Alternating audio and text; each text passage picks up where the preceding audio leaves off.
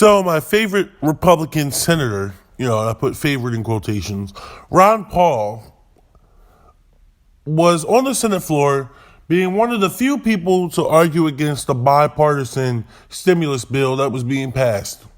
He argued against it not by saying what is true, which is that $600 is not enough of a stimulus, but instead he argued for, wait for it, balancing the budget. Or at least that's what he thought he was arguing for. But while he was trying to argue for balancing the budget, he excellently made a common sense argument for universal basic income. So let's listen to what he has to say. Republicans like to mock modern monetary theory, the idea that government can print money with impunity, that government can spend whatever it wants without the need to tax.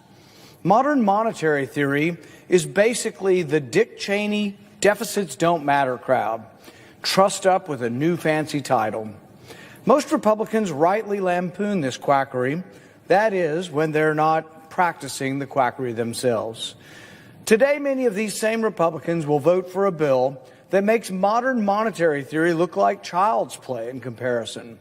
The monster spending bill presented today is not just a deficits don't matter disaster, it is everything Republicans say they don't believe in. This bill is free money for everyone.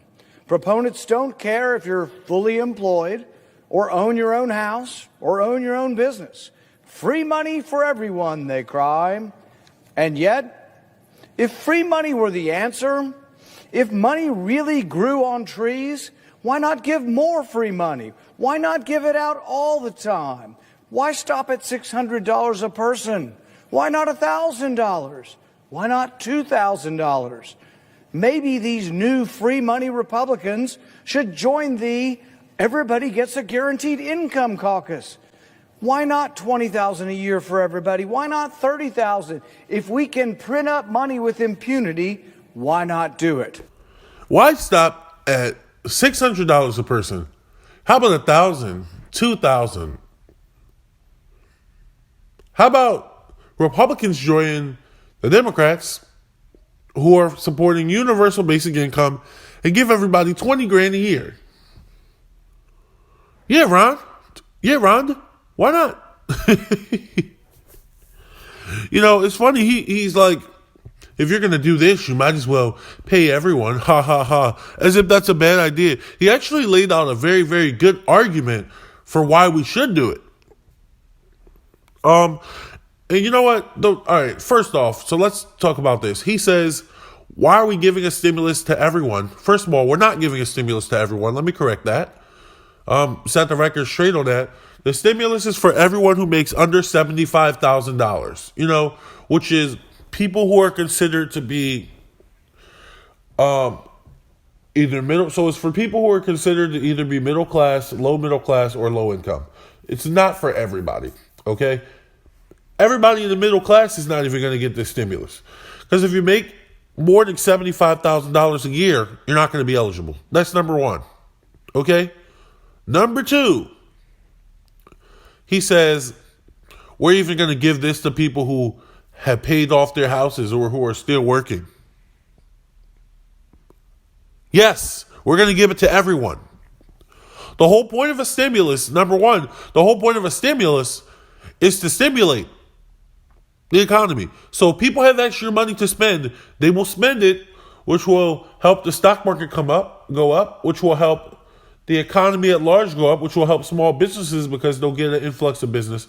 Yes, that's the idea of a stimulus, to stimulate. So yes, we should just give it to everyone. Makes common sense. Everyone who makes under a certain amount of money. Now, obviously, people who are making $80,000, $100,000 a year probably don't need the extra money, And granted, there may be some people who are making $50,000 a year who don't need it either.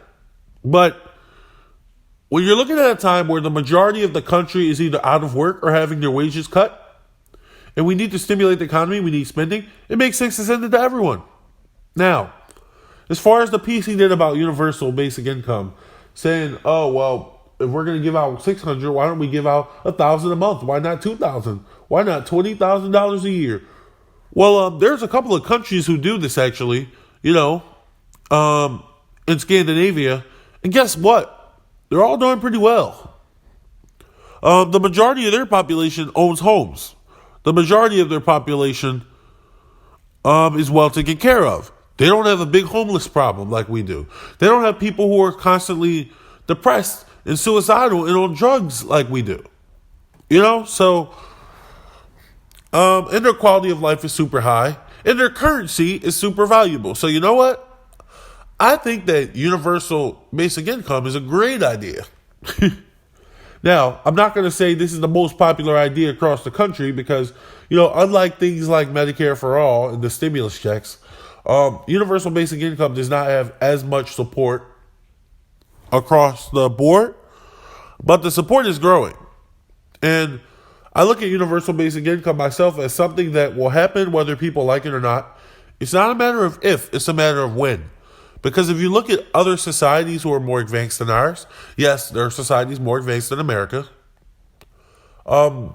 These societies have already started implementing things like universal basic income or free college. Because they realize that, hey, jobs are on a downturn and people are going to be making lower wages and not be able to afford things. So unless we do something about it, we're going to have more and more people slip into poverty. So by expanding the social welfare system, you can not only keep people from slipping into poverty, but you can make it possible for groups to live a better quality of life than they once were able to. And you know what I find interesting? People who are against these social programs often are the ones who benefit from them the most. Like, for instance, people who are against taxing the wealthy, surprise, surprise, they're usually wealthy. People who are against public housing, surprise, surprise, they're usually white people in the suburbs, normally speaking. And what's funny is white people in the suburbs were only able to have what they have now because the government set up a program so that they could get cheap housing. But they don't want other people to have housing. Doesn't make any sense, right? Doesn't make any sense. People who are getting stimulus checks, surprise, surprise, they're millionaires and they're going to be fine. And most importantly, people in Congress who are against universal health care get their health care paid for by the government.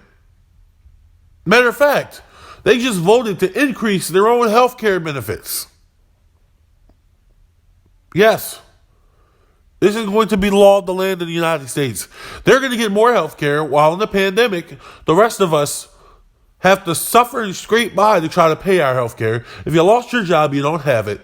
And if you can't afford your payments, if you happen to not have health care connected to your job, you just lose your coverage. And you have to pay out of pocket, which means you are one injury away or one surprise sickness away from medical debt. But the budget must be balanced. Yep.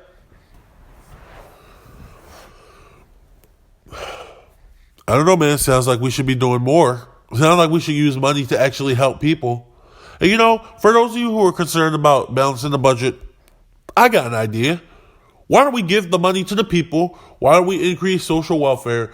And why don't we decrease things that we don't need to spend money on? Like the Pentagon, the military budget, building new fighter jets that we'll never use, building bombs that we'll never actually use. Or, well, maybe we will, because, sometimes we like to bomb unsuspecting countries, just for shits and giggles. But maybe if we stop spending on all that and started spending on improving our people's quality of lives, maybe life will be better for the average American, And we can balance the budget, you see? Compromise. Look, somebody tell Somebody tell Ron DePaul and the other budget managers that I figured out the solution to their problem.